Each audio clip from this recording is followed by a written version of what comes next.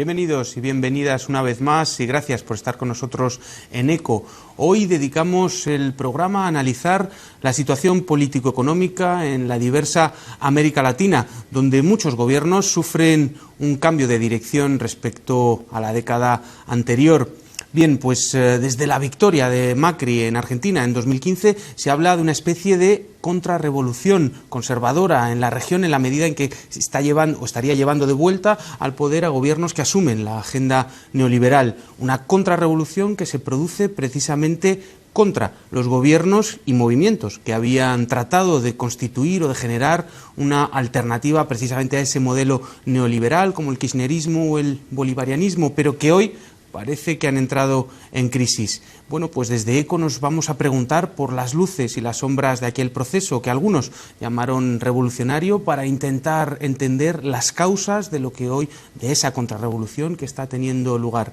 Para ello, hoy tenemos, como siempre, unos invitados que nos van a permitir ir desgranando todos estos temas, pero antes queremos empezar con un vídeo que han hecho nuestros compañeros para ponernos tras la pista del debate que vamos a tener hoy en esta mesa. Así que empezamos. En la segunda mitad del siglo XX tuvieron lugar en América Latina una serie de golpes militares. Con ellos se intentaba instaurar violentamente el modelo neoliberal en esa parte del planeta. Uno de los más duros fue en Brasil en 1964. Luego vinieron los golpes de Chile y Argentina en 1973 y 1976 con las dictaduras de Pinochet y Videla. Estos regímenes aplicaron duramente las reformas propuestas por el llamado Consenso de Washington. Su consecuencia, pobreza y desigualdad. Pero cuando se acercaba el cambio de siglo, todo empezó a cambiar. Comenzaron a surgir gobiernos democráticos populares cuyo objetivo principal fue compaginar la búsqueda de crecimiento económico con el aumento de la inclusión social y la redistribución de la riqueza. La primera revolución fue la que impulsó Hugo Chávez en Venezuela tras ganar las elecciones de 1998. Otros cambios similares se vieron en Brasil, con el ascenso de Lula da Silva al poder en 2003, en Argentina, donde Néstor Kirchner gana las elecciones en 2003, en Bolivia, donde Evo Morales gana las elecciones en 2005 y comienza a elaborar una nueva constitución, y en Ecuador, donde Rafael Correa sube al poder en 2006 e inaugura también una asamblea constituyente. Bien, pues sobre todos estos procesos, las consecuencias económicas y políticas que tuvieron y la situación actual vamos a hablar y como os anunciaba hemos invitado hoy a tres personas que nos van a permitir entablar este debate. Paso a presentarlos. En primer lugar tenemos a Rodolfo Rieznik, miembro de la Junta Directiva de Economistas Sin Frontera y profesor de ICADE. Bienvenido, muchísimas gracias por estar con nosotros. Muchas gracias a ustedes por invitarme. También tenemos a Erika González, investigadora de OMAL. Muchas gracias, bienvenida. Muchas gracias por invitarme también. Y por último tenemos a Antonio Palazuelos, economista y sociólogo y miembro de Econonuestra. Bienvenido, muchas gracias por estar con nosotros. Pues muchas gracias por invitarme. Pues si queréis empezamos. Este vídeo histórico nos ha puesto un poquito encima de la mesa varios elementos. Un primer minuto, empezamos por ti, Rodolfo, si quieres, para entrar en el tema, entrar en harina. Sí, yo entraría en el tema haciendo, no una corrección, pero un comentario. No hubo procesos revolucionarios, a mi entender, en América Latina. Nunca estuvo planteado el cambio de modelo de economía capitalista tradicional. Yo siempre traigo a colación cuando hablo de estas cosas un comentario de Krugman que cuando está en juego la economía, la propiedad privada y el mercado, ahí puede plantearse un problema revolucionario. Nunca estuvo en juego en América Latina ni la propiedad privada ni el mercado. Eso digo en principio. Ahora, hubo movimientos nacionalistas que llevaron adelante profundos procesos de políticas económicas sociales, que creo que es lo que podemos llegar a debatir y ver en qué medida ese tipo de alternativas económicas tienen futuro, tienen posibilidad de continuidad o se les plantea en algún momento el problema del derrumbe, que es lo que está sucediendo ahora, un derrumbe de todas esas alternativas, que supongo que es la que comentaré. Muy bien, muchas gracias, Rodolfo. Erika, un primer minuto de aproximación. Pues de aproximación a cómo surgieron estos gobiernos progresistas, pues lo ha dejado muy claramente en la introducción, ¿no? Cuáles son las consecuencias de las políticas neoliberales aplicadas en América Latina y cuál es el papel fundamentalmente pues, de las privatizaciones y de las empresas transnacionales que actuaron en ese periodo, ¿no? y que ocasionaron pues, numerosos impactos que hicieron que surgieran diferentes movimientos de denuncia que en determinados momentos confluían, ¿no? En movimientos masivos muy grandes de protesta y resistencia muy grandes, ¿no? Pues la guerra del agua, la guerra del gas, el movimiento contra el ALCA, que hicieron, ¿no? Que hubiera como una masa social que aupara a estos gobiernos y que han tenido todo un proceso, ¿no? Desde principios del siglo XXI hasta ahora, en el que pues han beneficiado a amplios sectores de la población, pero que determinadas decisiones pues han derivado en la complicada situación que también tiene ahora, además del contexto económico, ¿no? que estamos viviendo. Muchas gracias, Erika. Erika es investigadora de OMAL, he dicho el acrónimo, pero es el Observatorio de Multinacionales de América Latina y merecía la pena comentarlo. Antonio, un primer minuto de aproximación. Pues yo voy a empezar debatiendo con Rodolfo ya, diciendo de que es difícil conceptualizar qué es revolución, pero yo creo que lo primero que hay que aclarar es que en América Latina hay diversas izquierdas. Y en este sentido, esa serie de gobiernos a los cuales se ha hecho referencia, en algunos claramente no había ningún proyecto ruptista, sino más bien reformistas, y en ese sentido habría que diferenciar claramente dentro de esos gobiernos que son reformistas y otros que por lo menos teóricamente, y luego ya discutiremos si verdaderamente en la práctica llevan a cabo rupturas importantes o no, pero que en sus proyectos sí verdaderamente pretendían romper esencialmente, inicialmente con el neoliberalismo, pero que en sus proyectos había un discurso que pareciera que a largo plazo podría ser anticapitalista. Y en este sentido, no solamente en términos económicos, sino también en términos sociales, en términos políticos, porque la subida al gobierno de estos grupos sociales o de estos partidos, en los que son ruptistas, de alguna manera va implícito también una ruptura con el sistema político anterior. Pretenden hacer un sistema nuevo, una nueva constitución desde una asamblea constituyente, que esto es reformular el país y a partir de ahí generar un proyecto. Después discutiremos que algunos proyectos están más identificables y otros son más difusos. Es de alguna manera mucha generalización, pero sin concretar realmente hacia dónde se quiere ir, con términos, etcétera, etcétera. Entonces, en ese sentido, la década esta a la que se hace referencia, que algunos especialistas hablan de una década dorada, evidentemente es un momento histórico inusitado en América Latina en el sentido de que coinciden muy diferentes gobiernos que por lo menos ellos se llaman de izquierdas y progresistas, si queremos un término quizá un poco más ambiguo, ¿no? Esto ha sido novedoso en la historia desde la independencia y eso es lo que de alguna manera quizá ahora se está trastocando totalmente y entraríamos en un nuevo ciclo donde esto pareciera que en muchos casos no se está consolidando. De la misma manera que luego analizaríamos probablemente qué es lo que ha generado esta contrarrevolución, qué es lo que generó, cuáles eran las situaciones de los diferentes países, porque eran diversas, pero había estructuras comunes entre ellos, que permitió la aparición de estos gobiernos y sobre todo, ya entraremos después en harina, qué cambios produjeron, ¿no? Yo creo que no tenemos tiempo de profundizar mucho, pero surgen como un derrumbe o como resultado de una crisis capitalista profunda, que fue la crisis que sufrió América Latina después de la década perdida, y fue cuando se propuso, para ser muy rápido, el famoso consenso de Washington, el decálogo de Williamson, que propuso un conjunto de medidas económicas que la llevaron a América Latina a una profunda crisis social. Esas medidas, básicamente las más trascendentes, fueron privatización de los sectores públicos. Es decir, más que detallar las medidas, había que garantizar el retorno del capital a América Latina, que tenía intenciones de volver. Pero para volver, como había sido en la década de los 70, necesitaba una serie de garantías. Y esas garantías estaban en medidas de tipo monetaria y en medidas de tipo de política económica. Las medidas monetarias fundamentales, Argentina es el ejemplo más claro, fue una convertibilidad peso-dólar, de tal manera que las garantías de que el capital extranjero, la inversión extranjera directa llegaba, tenía garantías de que no se devaluaba. Y además la intención era de que no solo llegaran capitales financieros, sino capitales para invertirse en negocios que eran las llamado joya de la corona, porque eran negocios de mercados cautivos. Una ola de privatizaciones, entonces fue una ola profunda de privatizaciones que hubo, y además con medidas de acompañamiento de política económica, que era aumento de tarifas, ajustes profundos a la baja en tipo salarial y demás, todas conducentes, para resumir, a garantizar el retorno del gran capital a la América Latina. Y eso fue lo que fracasó, digamos, porque generó los ajustes económicos que propone el capitalismo en su momento de crisis son muy duros, y generó una situación de desastre social que podríamos resumirlo en desocupación, en un incremento, en el caso de muchos de los países de América Latina, de importaciones, de baja de salarios, etcétera. La década perdida de América Latina.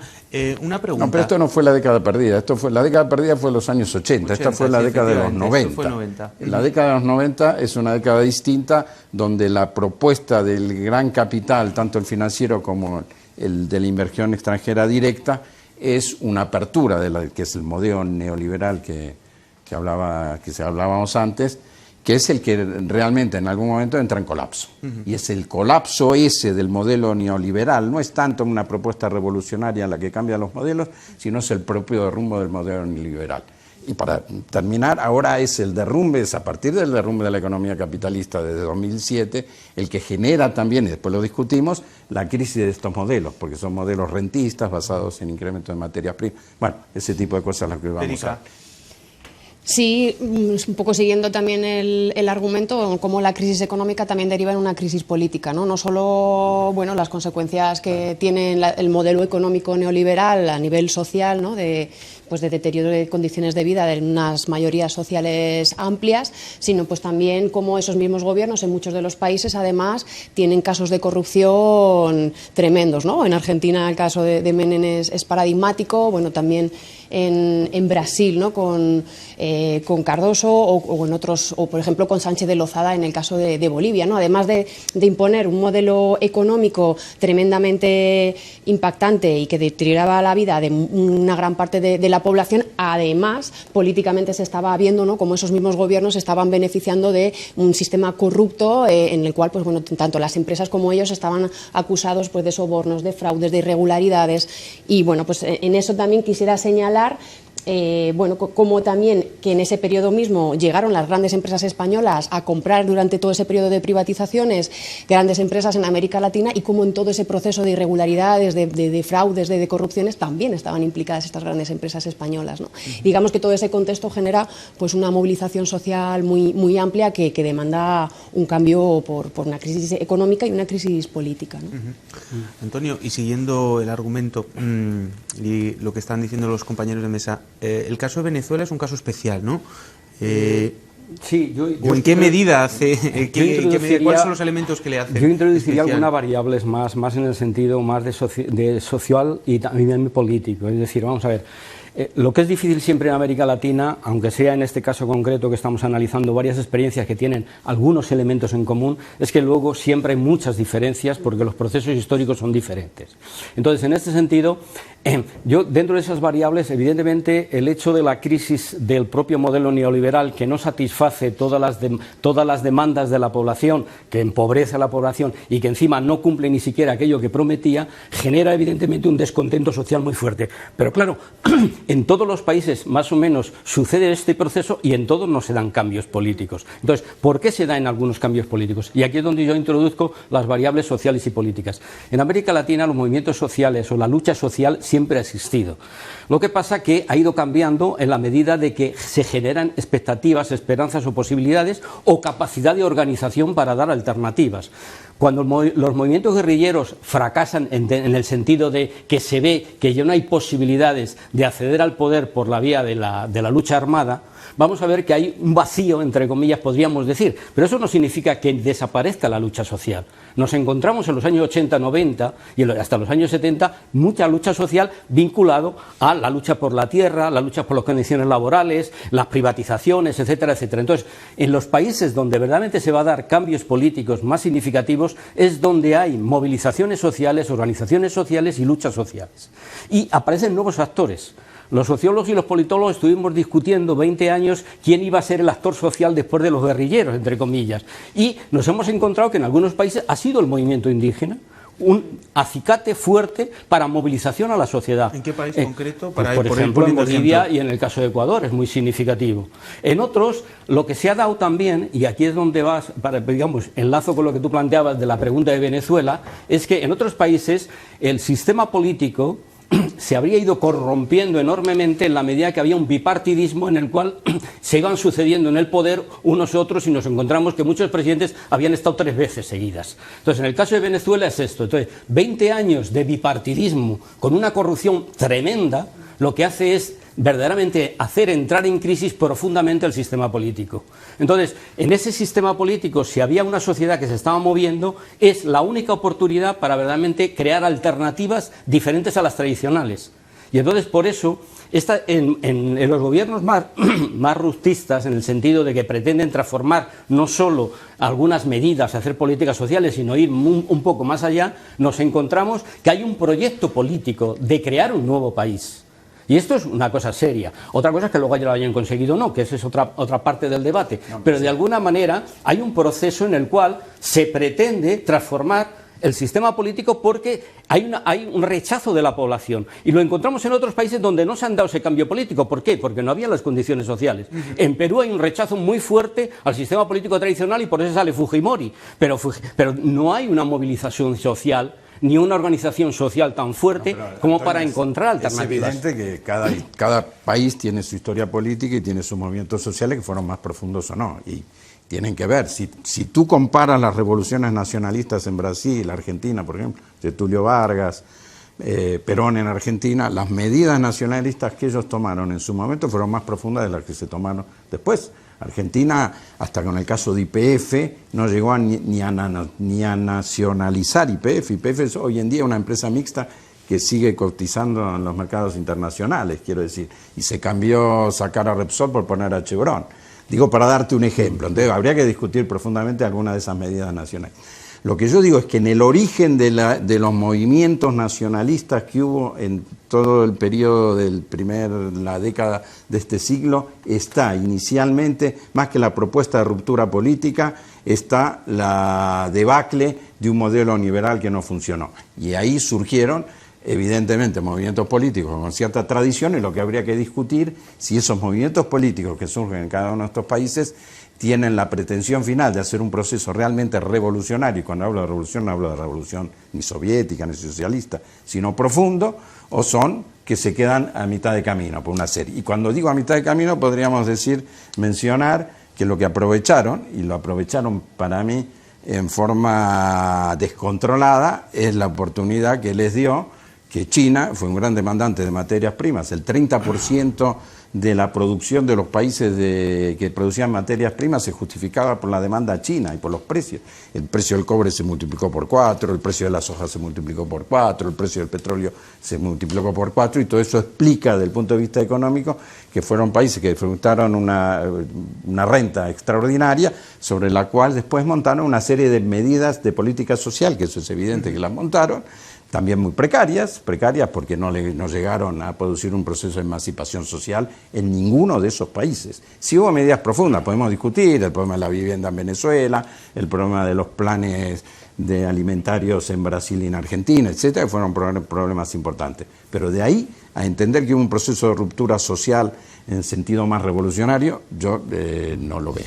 Tenemos un corte de Pino Solanas, Fernando Ezequiel Solanas, un conocido director y político argentino, senador por la Ciudad de Buenos Aires por el Frente Amplio. Le hemos hecho una entrevista, nuestros compañeros le han hecho una entrevista y le hemos preguntado precisamente acerca de estos temas. Vamos a ver el primer corte de la entrevista porque nos dará elementos de análisis para volver a la mesa. Vamos a ver el corte. La ola de gobiernos que intentaron salir del neoliberalismo ortodoxo, eso sería lo más correcto, los términos de progresista, centro, izquierda, para mí dicen poco, porque las palabras se las ha vaciado de sus contenidos reales y se las ha usado, se las han apropiado hasta adversarios de esos contenidos y las han licuado. Entonces, Pero supongamos que fuera así. Es cierto que el gobierno de Lula, el gobierno de Chávez, el gobierno de Correa, el de Evo Morales, el de Pepe Mujica, son un signo distinto a la ola de gobiernos neoliberales confesos. Intentaron salir, no solamente intentaron salir, sino que hicieron aportes importantísimos. Ahora,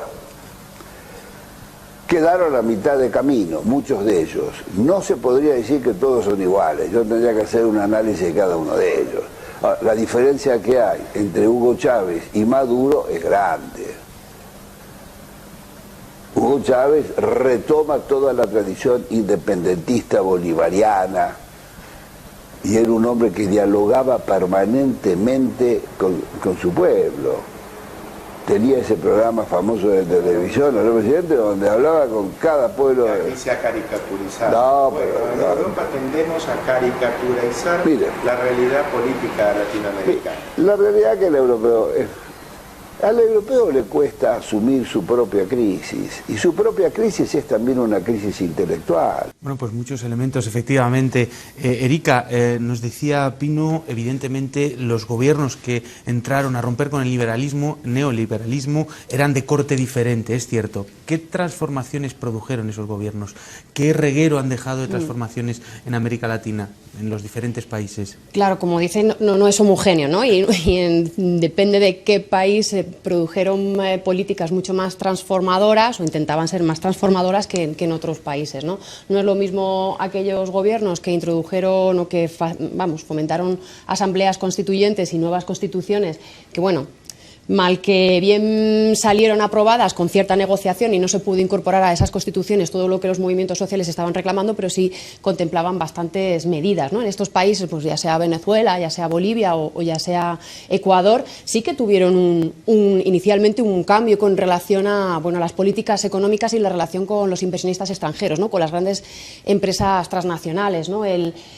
Por ejemplo, el aumento de la propiedad del Estado en las grandes empresas que controlaban los sectores estratégicos de la economía, como por ejemplo el petróleo, en muchos de estos países, cuando no directamente la nacionalización de sectores completos, ¿no? De telefonía, de electricidad, en el caso de Bolivia, ¿no? El aumento de los impuestos en un porcentaje elevado y, digamos, el reflote de empresas también estatales, junto en ese momento con el aumento del precio de las materias primas, lo que hacía era, pues bueno, tener una disposición de ingresos elevados para luego reinvertirlos en programas sociales. Eso sí, como se ha dicho, ese planteamiento en ningún caso rompió con el modelo económico que venía del modelo neoliberal, en cuanto que es un modelo primario exportador, es decir, basaba gran parte de su economía en la extracción de recursos naturales y en la exportación de esos recursos naturales. Estos gobiernos, a nivel general y con diferencias entre unos y otros, lo que pensaron en aquel momento es que ni se podía ni era conveniente cambiar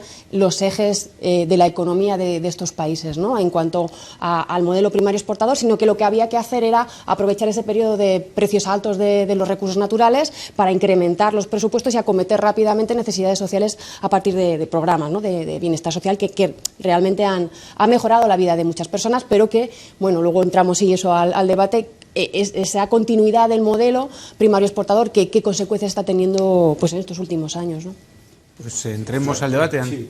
Bueno, yo vuelvo otra vez a lo que planteaba inicialmente, es decir, es que a mí mezclar Brasil con Venezuela, con Ecuador, yo creo que en ningún momento el proyecto del gobierno del PT ha puesto en duda... PT en Brasil. El PT en Brasil, el Partido del Trabajo en Brasil, ha puesto en duda el capitalismo ni las políticas. Lo que sí evidentemente ha planteado es que van a intentar una mayor redistribución de la riqueza que se generaba sobre la base de políticas sociales que favorecieran a las mayorías. Y yo disiento claramente de que no se vean resultados positivos, porque yo creo en cualquiera de estos países de reformas moderadas o de reformas más radicales, los datos sociales han cambiado muy significativamente. Y yo creo que tenemos todas las estadísticas del mundo para ponerlas encima de la mesa, desde instituciones como la CEPAL o de donde queramos. Es decir, reducción de la pobreza, etc. Lo que pasa es que eso en sí mismo no transforma el modelo económico. Y este es el gran problema de estos proyectos, es decir, cómo combinamos transformaciones sociales con transformaciones económicas. ¿Ha habido países en donde esa transformación productiva o revolución industrial sí se ha producido respecto a otros y en otros no? Claro, no, vamos a ver, de alguna manera, por eso digo separar los dos niveles. Ni en Argentina, lo que pasa es que tratar en un programa 7 países, cada uno de su padre y de su madre, que diría alguno aquí... Tratemos en los que sí se han producido cambios más profundos, pero muy diferentes. En términos industriales, por ejemplo. Yo, por ejemplo, y no vamos a entrar ahora en el peronismo esencialmente o en el kirchnerismo, evidentemente el kirchnerismo nunca ha pretendido cambiar el capitalismo, pero que se hacía políticas muy diferentes a la que está haciendo este señor en el último año, esto es evidente.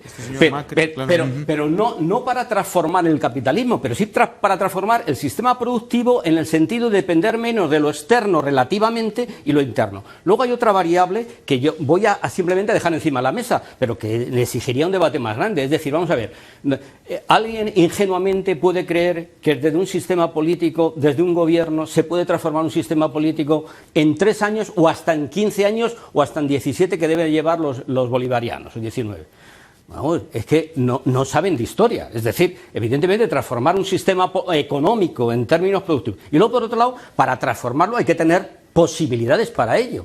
Entonces, claro, yo que no defiendo, es decir, no estoy defendiendo lo que se haya hecho, sino de alguna manera lo que se critica muy simplificadamente muchas veces.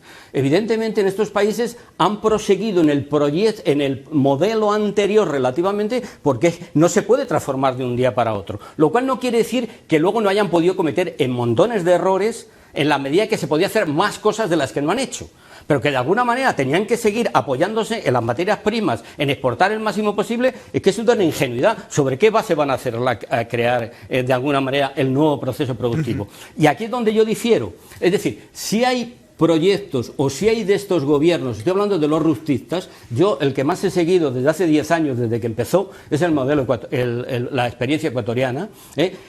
Voy a utilizar mucho esta palabra, por lo menos teóricamente, sí que hay plasmado claramente que pretenden transformar realmente el modelo económico. Pero no en términos facilones de capitalismo sí, capitalismo no, sino en términos de ir transformando la estructura productiva, lo que yo llamo la matriz productiva, para sostener la economía y el crecimiento económico no sobre la base del modelo primario exportador. Que lo hayan conseguido o no es otra parte del debate, pero que de alguna manera, inicialmente por lo menos, se pretendía hacer eso está claro. Y eso sí es un modelo ruptista, desde mi punto de vista. Sí, 3 cosas. Primero, yo no digo en ningún caso de que sea lo mismo modelo neoliberal que los distintos gobiernos que ha habido en Latinoamérica, no, distingo perfectamente. Ahora, de ahí a deducir de que han producido una transformación social importante, para mí no, y hay ejemplos, yo no lo pondría en periodo de tiempo, no es un problema de ingenuidad o no, hay ejemplos tanto en el capitalismo, países asiáticos se transformaron en países industriales en poco tiempo, como en el campo de las revoluciones socialistas se convirtieron rápidamente en países de características rurales a países altamente industrializados. Que sí que el proceso eso habría que ver, ninguno de los procesos que hubo en América Latina, ninguno de ellos, excepto Brasil, habría que discutirlo porque es un mercado interno mucho más poderoso, ha producido un cambio muy profundo. Y parte de que no han podido hacer un cambio muy profundo es porque parte de las medidas, voy a dar 2 ejemplos, de las formas en que nacionalizaron y llevaron medidas de recuperación de algunos de los grandes sectores industriales, fueron desde el punto de vista fiscal desastrosos. En el caso de YPF se pagó una barbaridad a Repsol por volver a nacionalizarla y después hizo un pacto con Chevron y se apostó también una vez, además, que Repsol no había hecho ningún tipo de inversión y había agotado la fuente donde sacaba petróleo. Argentina apostó después por tratar de hacer en una región de la provincia, hacer el fracking. Resulta que cuando se vinieron los precios del petróleo abajo, todo fracasó, claro. Y ha sido un desastre fiscalmente. Quiere decir, y también en el caso, por ejemplo, de Venezuela, que es otro ejemplo, para dar 2 ejemplos, cuando se nacionalizó Verizon, creo que era una de las empresas de telecomunicaciones, se pagó una barbaridad. No solo no fue una nacionalización tipo expropiatoria, sino que se pagó al valor, no de los activos, sino como se calcula en el capitalismo, al valor presente de negocio futuro. Es decir, se pagó una barbaridad también, y no dio, y eso, el resultado de eso es que el gasto fiscal es tan brutal que después no te queda dinero, claro, para hacer medidas de política social. Y termino, y parte de las medidas de política social se hicieron con préstamos del Banco Mundial, con lo cual se incrementó también el endeudamiento. Entonces, hay mucho que discutir de ese tipo de modelos, pero lo doy en su sector. Continuando con el debate, ¿qué relación han tenido las multinacionales, tanto en el proceso anterior como en este, ¿no? Supongo que una relación diferente en función de los países. Antonio me dirá, por supuesto, pero ¿qué relación ha habido? Sí, entrando en eso, aunque me queda pendiente alguna cosilla que... Sí, pues adelante. Comentando en relación a cuál es la relación de estos nuevos gobiernos, y yo también me refiero más a Venezuela, Ecuador y Bolivia, dejo a un lado Brasil, que nunca ha tenido una, yo creo, posición rupturista con las empresas transnacionales. De hecho, hay visitas diplomáticas de los distintos gobiernos españoles con todo un séquito de grandes empresarios a visitar a Lula y a Dilma, ¿no? En ese caso, la relación era estupenda. Botín estaba encantado con Brasil y con los gobiernos del PT en cuanto a su expansión del Banco Santander por todo Brasil, ¿no? No me voy a centrar tanto ahí como si en los otros gobiernos, donde sí que pues el planteamiento inicial sí que era más rupturista y efectivamente los decretos de nacionalización, los cambios en los contratos y lo que podemos ver como las denuncias que han puesto las empresas transnacionales en los tribunales internacionales de arbitraje han supuesto un cambio de relación de estos gobiernos con las empresas transnacionales. O sea, eso son muestras claras de ese cambio. Pero también es verdad que hay una relación o asociación táctica de estos gobiernos con algunas de estas empresas transnacionales, y es un ejemplo claro con el caso de Bolivia, Ecuador y Venezuela con Repsol. Una vez que han decretado las nacionalizaciones o han cambiado el marco regulatorio, pues en numerosas ocasiones se ha visto juntos a Evo Morales o antes a Hugo Chávez y al que era presidente de Repsol, Antoni Brufau, diciendo pues que había una buena sintonía, ¿no? entre los gobiernos y esta empresa transnacional, justificándola en que, bueno, esta empresa transnacional se mueve en estos países dentro de los marcos normativos que han creado estos nuevos gobiernos progresistas y además aportan inversión extranjera, ¿no? Claro, eso cuando hay suficiente tarta para todo el mundo, cuando hay suficiente tarta para los presupuestos públicos por el alto precio de las materias primas para esos presupuestos, y cuando hay suficiente tarta para los beneficios de las empresas transnacionales. Cuando esa tarta se reduce porque se reduce el precio de las materias primas, pues ahí ya en esa asociación las grandes empresas empiezan a presionar a los gobiernos, como está ocurriendo por ejemplo en el caso boliviano, en donde ya estaban habiendo cambios que retroceden cuestiones que fueron avanzando en el tema fiscal, por ejemplo, en cuanto a incentivos fiscales a las empresas transnacionales de los hidrocarburos, que se han vuelto a poner sobre la mesa, quitando parte de los impuestos que iban al Estado a las empresas, o también se presiona al Estado para que invierta en grandes infraestructuras que le permita pues una mayor comercialización a las empresas, o por ejemplo la última normativa de Bolivia, en la cual pues se amplía el territorio para ser explotado hidrocarburos hidrocarburos en general, a parques nacionales, a parques que estaban protegidos y que antes no estaban abiertos a la explotación, ¿no? Esa es la relación compleja que existe y que ha existido, ¿no? Antonio. Sí, yo creo que, es decir, si nosotros analizamos las políticas que se han hecho en la gran mayoría de estos gobiernos, encontraremos muchas contradicciones. Y también, digamos, mucha contradicción entre lo que podríamos decir la teoría y la práctica. Es decir, lo que pasa es que aquí hay que planteárselo, y no es una defensa de todas las medidas que se han tomado, que esto es lo que es diferente. Es decir, yo creo que cuando algunos defendemos la idea de que pareciera que en estas experiencias se ha pretendido hacer cosas, pero luego a la hora de analizarlo, digamos, los académicos, los intelectuales y los estudiosos lo que tenemos que hacer es profundizar el por qué se ha hecho lo que se ha hecho. Y aquí yo veo también, y no lo digo por mis compañeros, lo digo en general del discurso que yo veo, bastante ingenuidad en el sentido de decir, vamos a ver, siempre hemos entendido desde la izquierda que estamos en un mundo globalizado en el cual hay una correlación de fuerzas, en el cual uno lo que quiere hacer, lo puede o no lo puede hacer en función de la correlación de fuerzas. Entonces, en este sentido, vamos a ver, sin entrar al detalle de ningún caso concreto de los que han podido salir aquí en la mesa y de otros muchos que no han salido, porque pueden salir más, pues evidentemente a veces nos parece contradictorio lo que el discurso del gobierno y lo que el proyecto pretendía y luego cómo se han negociado algunas cosas, y entonces ahí podemos discernir o podemos claramente criticar. Ahora, que de alguna manera ellos tengan que apoyarse en las materias primas, en los procesos y negociar en las mejores condiciones posibles con el capital internacional, eso me parece a mí una cosa de fuerza mayor. Otra cosa es que lo hayan hecho bien o mal, pero que de alguna manera que eso se tiene que hacer porque se tiene que hacer, es decir, si no, ¿sobre qué base hacemos la transformación productiva?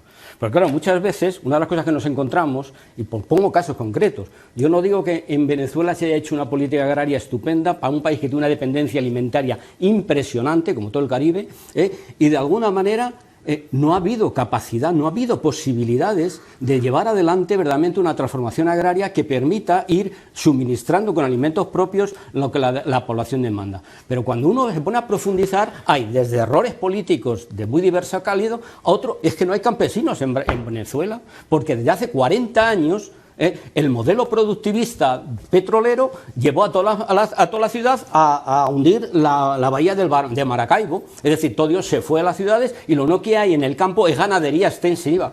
Pero no hay. Entonces, cuando se ha intentado hacer desde el gobierno, y no estoy defendiendo la política del gobierno, sino cuando se ha intentado hacer, lo que no hay es agentes sociales para llevar a cabo esto.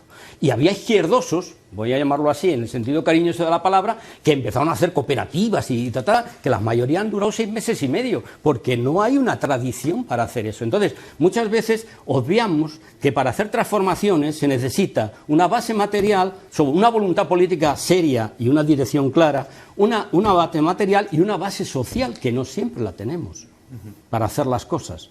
Creo que eso muchas veces se olvida. Muy bien, muchas gracias. Vamos a ir con el segundo corte de Pino Solanas, porque yo creo que nos va a permitir entrar en este segundo bloque de gobiernos o de contrarrevolución conservadora. Vamos al corte. El viejo colonialismo siguió existiendo, y otra cosa son los pueblos del sur. Nosotros teorizamos sobre la suranidad. Nosotros, Patria Grande, debe desarrollar aún los contenidos profundos de la civilización naciente que es Suramérica. Civilización naciente. Estos 500, 600 años de mestizaje cultural entre sucesivos procesos colonizadores europeos y los pueblos originarios ha dado una civilización nueva. Lo reconocen grandes historiadores y pensadores universales. Lamentablemente los que menos lo reconocen son las clases dirigentes sudamericanas. Pero, ¿y por qué digo esto? Pero no cabe la menor duda. Tenemos una unidad lingüística, tenemos una unidad de pasado, el mismo pasado, tuvimos el mismo origen y tenemos los mismos adversarios, enemigos colonizadores, hoy neocolonizadores. Todavía tenemos el colonialismo, todavía uno de los 11 enclaves coloniales del Reino Unido está en las Islas Malvinas. Pues efectivamente, y estos procesos civilizatorios y de elementos comunes que había en América Latina se han plasmado, entre otros, en procesos regionales de integración. Bueno, en un primer momento conservadores o de liberalización comercial, en otro primer momento, en un segundo momento, pues contrahegemónicos, o por lo menos que pretendían hacer un contrapeso. ¿Qué proceso, cómo ha jugado, qué papel han jugado estos procesos de integración regional contrahegemónicos? ¿Han podido permitir una mayor integración entre esos países? ¿Han podido generar estructuras de coordinación? ¿Qué han podido hacer o cuáles son los resultados? Hay pocos resultados. Os pido brevedad, eso sí, os voy a ir cortando. Breve.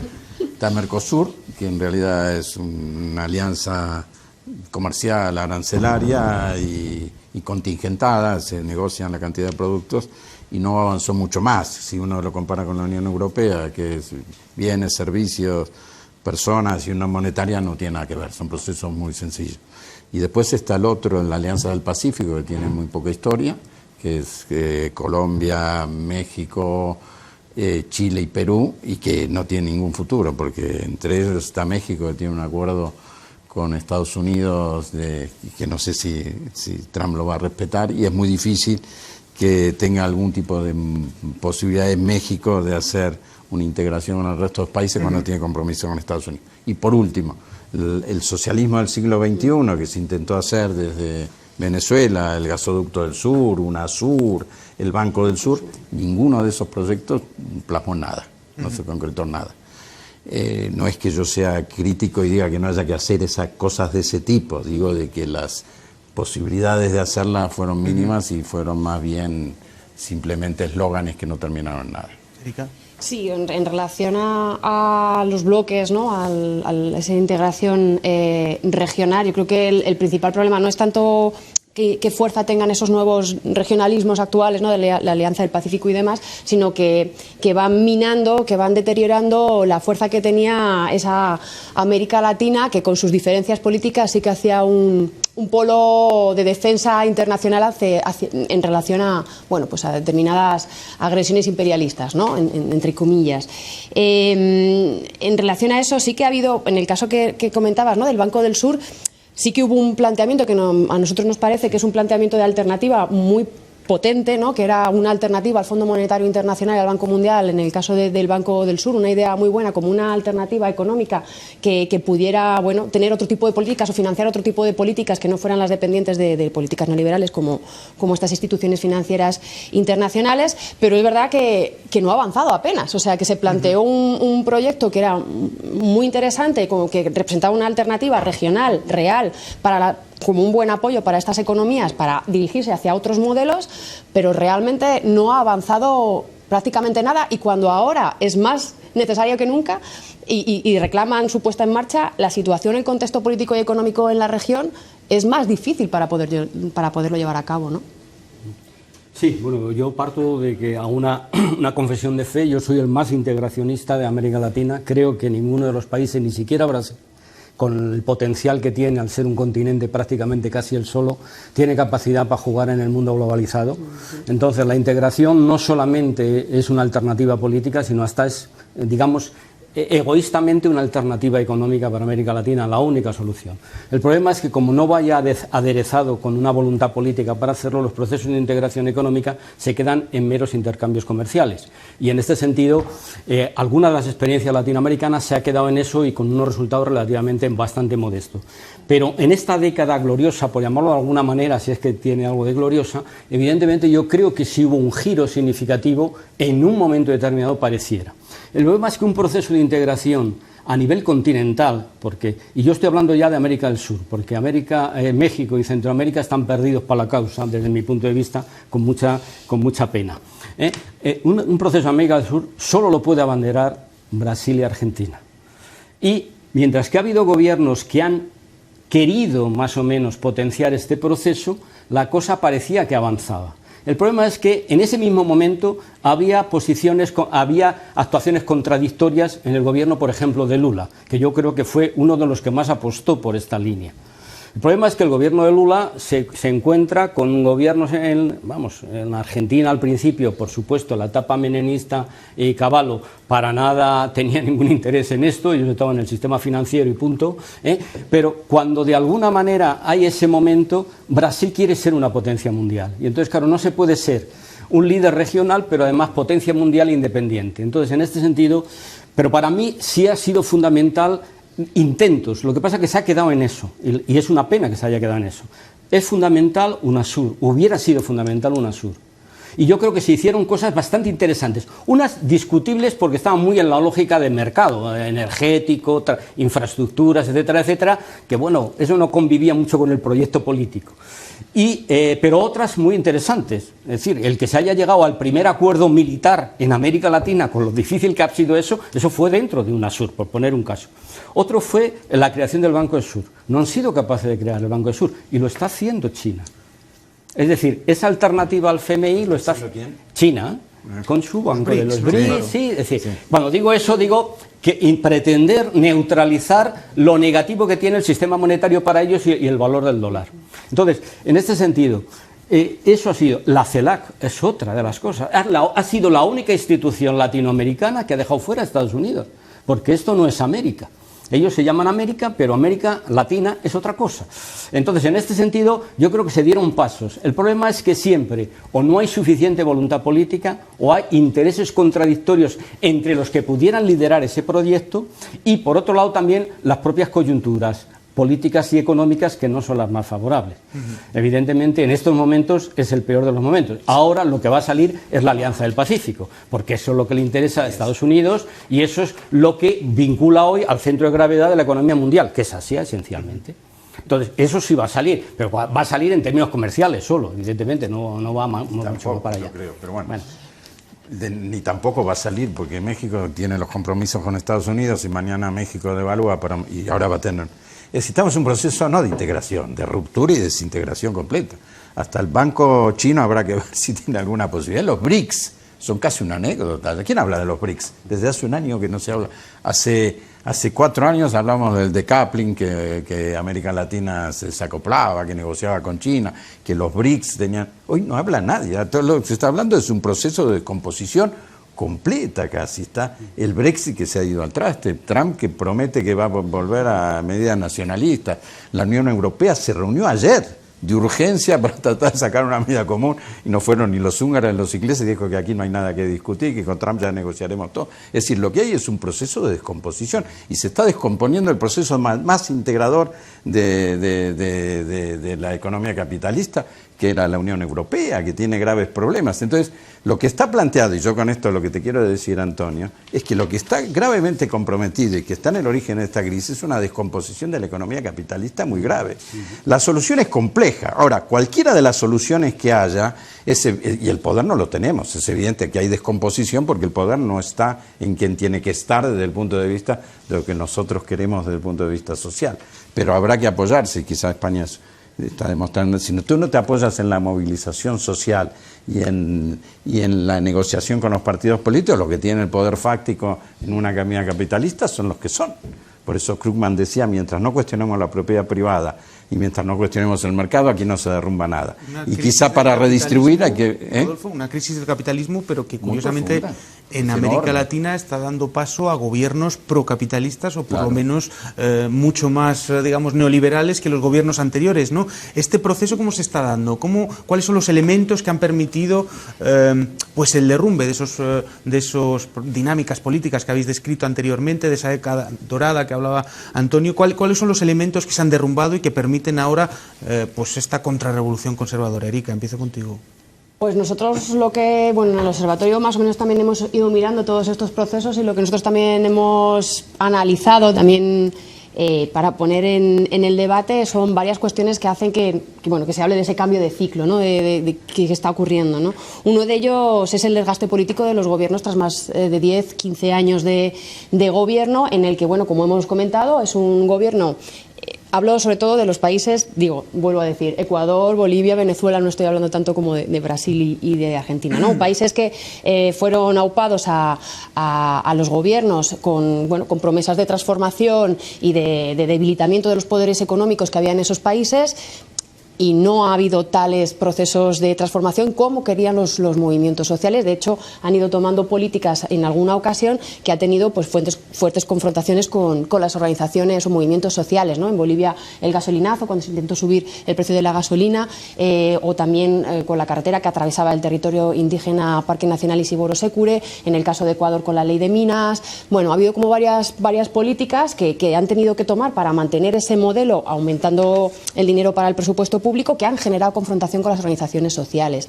Añadido algunos casos de corrupción, añadido también algunas asociaciones tácticas de estos gobiernos con determinados sectores no tan transformadores, ¿no? Y ahí sí que meto, por ejemplo, en el caso de Brasil, ¿no? La asociación que ha tenido el gobierno del PT con el partido que ahora está en el gobierno, pues reconocido por el propio PT, fue un error y un fortalecimiento de la derecha que ha dado lugar, o ha facilitado, no ha dado lugar, pero ha facilitado ese golpe político que ha desplazado a Dilma, ¿no? Entonces, todo ese tipo de cuestiones han ido deteriorando, han ido generando un deterioro de estos gobiernos, pues que ha hecho que el nuevo rearme y ofensiva de la derecha, que siempre ha existido y siempre ha habido una ofensiva de la derecha, pues con este contexto económico, político, tuviera un poco más efecto, Antonio, ¿no? Una ofensiva, nos dice Erika, pero una ofensiva que viene en algunos países muy rápido y con mucha voracidad, ¿no? Y revirtiendo cambios, o por lo menos mostrando una voluntad de revertir esos cambios de una manera pues muy rápida, ¿no? Por lo visto.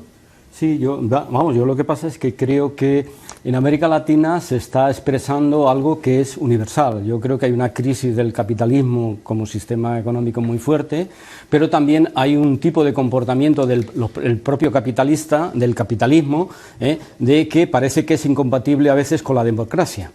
los golpes de Estado que se han dado en América Latina, blandos o duros, de alguna manera los hemos vivido en el propio territorio europeo sin que se haya adquirido ese término. Pero vamos, la destitución de Berlusconi en Italia y la puesta de un supuesto tecnócrata, que de tecnócrata no tenía nada porque venía claramente del sistema financiero, eso es un golpe de Estado. El golpe de Estado de Papandreou en Grecia, y eso ha sido en el corazón de Europa, en la de los valores democráticos, etcétera, etcétera. Entonces, en el caso de América Latina se está plasmando eso. Es decir, por un lado, evidentemente hay un desgaste, yo coincido totalmente con el análisis que ha hecho Erika, un desgaste de los propios gobiernos cuando estás ejerciendo el poder, que evidentemente de que los ciclos políticos no coinciden con tu ritmo de supuestamente transcurrir y transformación. Los propios errores de los propios gobiernos, es decir, que hay que entender que también ha habido errores políticos y económicos de diversos tipos que han agudizado todavía este proceso. Y por otro lado, de que en estos momentos hay una parte del capitalismo en América Latina que no está dispuesto, si no es posible hacerlo democráticamente, a aceptar el tiempo de esperar a cuando llegue al gobierno. Y entonces eso lo hemos visto claramente en el caso de Brasil. Y yo creo que en parte, aunque la problemática de Venezuela es enormemente más compleja, también en el caso propio venezolano. Es decir, es legítimo que tienen mayoría, quieren hacer la política que quieren hacer desde posiciones más conservadoras, pero claro, cuestionar algo que ha salido de las urnas legalmente, pues está claro que...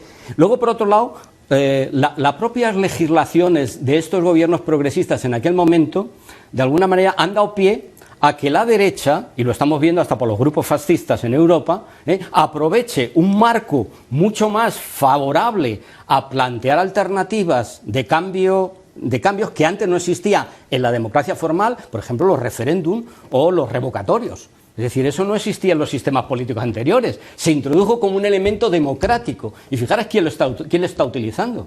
Pues lo está utilizando verdaderamente la derecha. ¿Por qué? Porque no se... Entonces, en ese sentido hay diferentes razones. Están en cuanto a elementos políticos, elementos sociales. Otra de las cosas que también hay, que se analiza muy poco y que tiene que ver, es cambios que ha ocurrido en la propia sociedad latinoamericana durante todo este periodo. Esa etapa de crecimiento económico importante ha generado unas expectativas en un grupo significativo de gente que mejoraron, y no estoy hablando de los más pobres, sino más bien de gente cercana a la pobreza o de clase media, que está demandando a otras cosas que esos gobiernos aparentemente no se lo dan de inmediato, con lo cual esas exigencias le lleva a, por ejemplo, a mí me llama mucho la atención que en Brasil en estos momentos la corrupción sea un momento de movilización social. Cuando conoce la historia de Brasil, si es que casi desde la independencia ha habido corrupción. ¿Por qué antes no había movilizaciones? Porque no ha sido instrumentalizada por los medios de comunicación, como ha sido ahora. Lo cual no quiere decir que no sea legítimo, la movilización social reclamando que no haya corrupción. Pero de alguna manera hay una serie de variables importantes. Otra variable, y fijaros que lo digo en términos más bien de anecdóticos porque no es generalizable para estas experiencias. Por ejemplo, el poder enorme que tienen las iglesias evangelistas en algunos países y lo que está influyendo en los cambios políticos en estos países.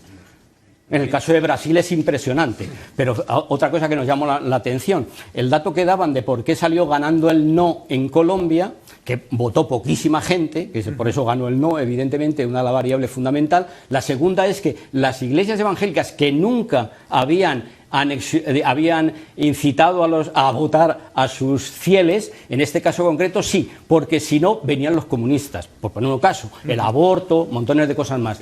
Son variables sociales, Antonio, culturales. Sí, y Rodolfo, te doy enseguida la palabra, perdona que te corte. Antonio, estáis describiendo, pues unos gobiernos que van a ir eliminando algunos de los avances sociales que nos habéis puesto encima de la mesa y que han reducido la pobreza, que han mejorado los indicadores sociales, etcétera, etcétera.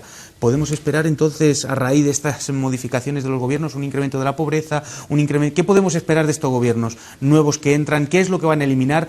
Porque, hombre, yo creo que algún pozo ha quedado, ¿no?, de esta década dorada, alguna resistencia, alguna barrera han ido dejando estos gobiernos, ¿no? Bueno, la crisis económica mundial les condiciona la salida de la crisis o de estos derrumbes de los gobiernos nacionalistas, ¿no? El caso argentino hay un ejemplo. Macri prometió en 6 meses que la Argentina volvía a crecer, que conseguía dinero para reiniciar procesos de inversión, y nada de eso ha sucedido. Ha conseguido cerca de 30.000, no sé, un poco más de 30.000 millones de dólares para devolver el dinero de los fondos buitre que no se les había pagado cuando Argentina había decretado la moratoria de la deuda, y no ha conseguido dinero absolutamente para nada, y ha generado una inflación del 40% que ha liberalizado las tarifas, por cierto, que en el mundo energético la financió y la subvencionó el gobierno argentino y se la dio a las empresas multinacionales, que ahí desde el punto de vista fiscal también fue muy crítico. Entonces toda la crisis está condicionando la salida para que puedan aplicar una medida. Va a haber, por supuesto, pobreza, va a haber una regresión en un montón de medidas sociales, pero probablemente lo que va a haber es una oportunidad frente a esta crisis de volver a apoyarse en la movilización social para lograr defender alguna de estas cosas. Macri no ha podido liquidar, no porque no quiera, no ha podido liquidar alguno de los planes sociales que había hecho el kirchnerismo, porque no tiene posibilidades de hacer ninguna otra. Con la situación económica de recesión, de crisis, tuvo que echar echó a un montón de trabajadores del sector público. Algunos de los planes sociales que habían puesto el kirchnerismo los tuvo que dejar. Y supongo que en algunos de los otros países de América Latina pasará lo mismo, porque hay una crisis tan enorme que no les va a permitir revertir con recursos del gran capital, por decirlo de alguna manera, la situación económica. Muy bien, Rodolfo, pues poco a poco hemos ido consumiendo los minutos que teníamos para el programa. Nos quedan un montón de temas por tratar, así que volveremos a hacer otro programa de la contrarrevolución en América Latina, pero sí os quería dar un minuto final para que, bien, pues para que cerrásemos, tanto en términos de resumen de lo que hemos hablado como en términos de apertura. ¿Qué oportunidades tenemos? ¿Dónde podemos crear hegemonía progresista? En fin, ese tipo de cuestiones. Si quieres empezamos contigo, Antonio, y vamos en orden, Erika y Rodolfo. Yo antes de hablar un poco de alternativa, dos matices más un poco a lo que venía. Es un minuto de cine. En un minuto. No, simplemente decir, por ejemplo, cómo se está utilizando, es decir, ante esa posibilidad de movilización social, cómo se está utilizando. Y lo que está ocurriendo en Argentina es un laboratorio maravilloso para ir estudiando por dónde pueden ir las cosas, porque en Brasil va más tarde y tiene menos peso de poder hacer medidas. Por ejemplo, a la judicatura y, por otro lado, a los propios medios de comunicación. Al día siguiente de ganar Macri, lo primero que hizo fue cambiar la ley de medios de comunicación. Está claro de que hay que controlar a la movilización social y reprimirla y, como sabemos en este país, por leyes mordazas, verdaderamente criminalizarlo. Eso es una de las cosas de lo que va a venir para ahora. Bueno, respecto a alternativas, está muy complicada la situación, está muy complicada para los tres países, con muchas diferencias de unos a otros. Yo creo que la situación de Venezuela es la más grave, la más crítica, la más crispada. Ecuador, depende de lo que pase en las próximas elecciones de febrero de 2017, puede haber una cierta continuidad, aunque con ciertos cambios forzados por la situación. El caso de Bolivia también tiene que ver mucho con las posibilidades de las nuevas elecciones. Se acaba el minuto, Antonio, sí. Perdona, se va acabando. Sí. Entonces, termino con una frase, es decir, una frase dicha por García Linera, vicepresidente de Bolivia, en una conferencia que dio en la UBA hace unos pocos meses. Los procesos revolucionarios no se dan de una vez, sino que se dan por oleadas. La década perdida pareciera que fue un primer intento y lo que hay que hacer ahora es defender, ser capaces de defender, pero sobre la base de hacer una crítica fuerte sobre lo que hicimos y sobre lo que no hicimos o hicimos mal. Erika, muchas gracias, Antonio. Sí, pues un poco también en el mismo sentido de lo que se ha ido diciendo, ¿no? Cómo estos nuevos gobiernos regresivos, ¿no? de Argentina o de Brasil, lo primero que han hecho ha sido una fuerte represión y destrucción de recursos que pueden dar más poder a la población, ¿no? para apoyar las medidas que les favorecen. Por ejemplo, ¿no? En la entrada de la policía armada en la escuela del MST, o sea, directamente, o sea, que en ese sentido van a ir un poco en ese sentido. De momento no atacan bonos sociales que son muy impopulares, pero bueno, poco a poco yo creo que también irán privatizando, irán arrancando, ¿no? Todos los avances que ha habido, mientras suponga beneficios para el gran capital, o sea, y eso va a ir poco a poco intentando hacerse, ¿no? Frente a ello, pues evidentemente también la solidaridad internacional de movimientos de aquí progresistas y esperar que se reorganicen en América Latina y también apoyar los procesos que los gobiernos progresistas que todavía queda, Ecuador y Bolivia, redirijan los procesos hacia procesos más transformadores, ¿no? Muchas gracias, Erika. Rodolfo. Sí, yo a pesar de todo lo que dije, soy optimista, pienso que se abre en cualquier caso una etapa de crisis. Esa etapa de crisis no necesariamente va a ser una consolidación por el panorama de la economía mundial, puede haber salidas sociales y redistributivas apoyadas en la movilización y en los sectores excluidos, y no solo excluidos, sino en los sectores de las capas medias que también van a sufrir las consecuencias de este proceso de regresión política. Y que creo de que con se puedan hacer los acuerdos políticos necesarios como para que esa movilización y esa irrupción social en la crisis logre recuperar conquistas sociales. Muy bien, pues muchísimas gracias también, Rodolfo. Muchísimas gracias a los tres por todos los elementos de análisis, por todo aquello que no habéis dicho, porque lo habéis dejado para una próxima ocasión. Así que nada, muchísimas gracias y hasta la próxima.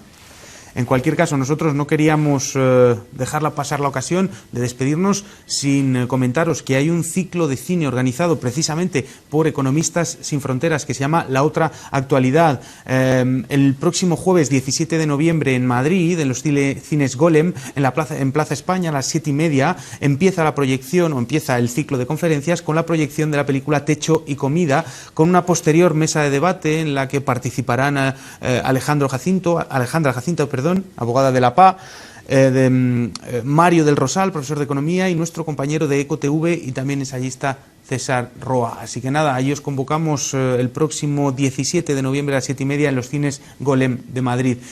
Y nada, pues hasta el próximo Eco, que volveremos con más temas y con más debate. Muchísimas gracias y a difundir el programa.